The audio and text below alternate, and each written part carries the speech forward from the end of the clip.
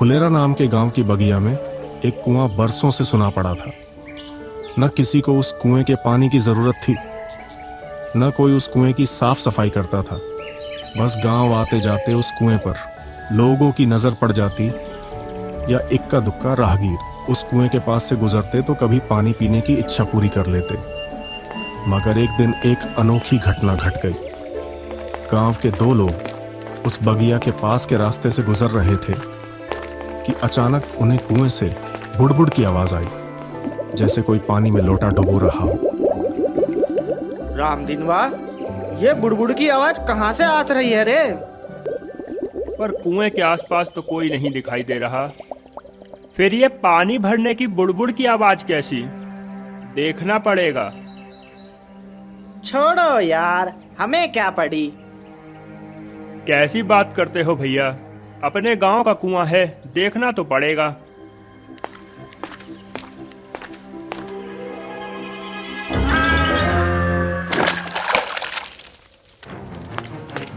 अरे बचाओ बचाओ, राम दिनवा भाया कुएं में गिर गए। राम भाया कुएं में गिर गए। उसके बाद गांव वालों ने राम को बहुत ढूंढा, पर कुएं से राम तो दूर, राम की लाश भी नहीं मिली। अभी पूरा गांव इस घटना के सदमे में ही था कि एक और खतरनाक घटना घट गई। गांव के कुछ बच्चे खेलते हुए कुछ बगिया के रास्ते आ रहे थे कि अचानक उन्हें फिर कुएं में से वैसे ही बुड़बुड़ की आवाज सुनाई दी। रिकी, लगता है कुएं में कोई जानवर गिर गया है। हाँ, आवाज तो वैसी ही आ रही है। देख तो, कोई बकरी का बच्चा होगा, तो हम रस्सी डालकर निकाल लेंगे। पंकज, पंकज, कहाँ है तू? कहाँ है? बच्चों के साथ हुई इस घटना ने तो गांव में और भी दहशत फैला दी थी। उन्होंने आकर गांव वालों को सारी बात बताई। क्या? हाँ मुखिया काका, हमने अपनी आंखों से देखा। पंकज कुएं के पास खड़ा हमें बोल ही रहा था कि अचानक ऐसे लगा जैसे कुएं में से एक भयानक पंजा बाहर आया और पंकज को गिरेबान से पकड़कर अंदर खींच ले गया। फिर क्या काका, हम लोग भी भागकर कुएं के पास पहुँचे, मगर पंकज तब तक डूब चुका था। लेकिन कुएं में डूबा तो उसकी लाश तो मिलनी चाहिए थी। वो कहाँ गई? जरूर भूत खा गया होगा। अगर भूत होता तो हम तुरंत वहां पहुंचे थे, वो हमें भी खींच लेता। तो फिर पंकज की लाश कहाँ गई? हाँ, यही सोचकर लगता है कि उसे कुएं का भूत खा गया। और गांव के लोगों ने यह मान लिया कि उस कुएं में कोई भूत रहता है, जो कुएं के पास आने वालों को अपने भयानक पंजे से अंदर खींच लेता है। फिर तो कोई भी उस कुएं में झांकना तो दूर, कुएं के पास से भी गुजरने की हिम्मत नहीं करता था। इस घटना को करीब एक हफ्ता ही गुजरा होगा कि रिक्की को अचानक पता नहीं क्या सूझा। वो अपने एक हट्टे कट्टे पहलवान टाइप दोस्त को लेकर कुएं के पास जा पहुंचा। उसे कुएं के पास गया देख दोस्त घबरा गया।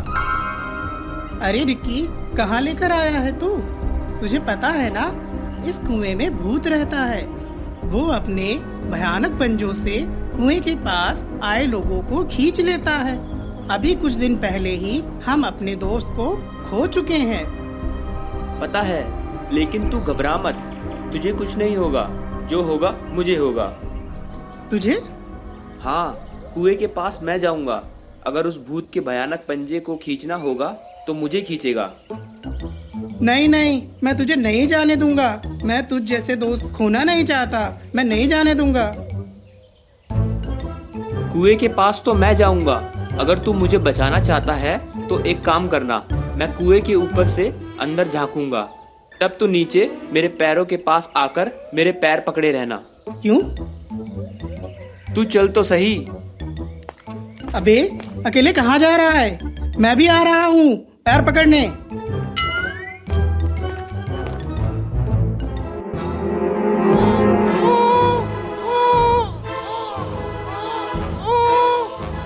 अबे, क्या था वो? वही भूत का भयानक पंजा जो अब तक कई लोगों को कुएं में खींच चुका है। आज तू ना होता तो मुझे भी खींच लेता। लगता है भूत कुछ खाता पीता नहीं है, इतना कमजोर है, एक साथ दो जनों को नहीं खींच सकता। वही तो मैं कह रहा हूँ, भूत एक साथ दो जान को नहीं खींच सका। चल मेरे साथ। अभी क्या कर रहा है? कहीं वो भूत का पंजा तू तो नहीं है? मुझे भी खींच लाया। अरे ये तो वही भयानक पंजा है जो मुझे खींचने की कोशिश कर रहा था। और ये दरवाजा, खुल जा सिम सिम, हमारा पंकजवा। डोंट वरी, इस गांव में हमारी काफी दहशत फैल चुकी है। कुएं से निकालकर इंसान को खींच लेते भयानक भूत के पंजे की वजह से किसी की भी इस तरफ आने की हिम्मत नहीं होती। हमारा रास्ता क्लियर है, बस 4 दिन का काम और बाकी है।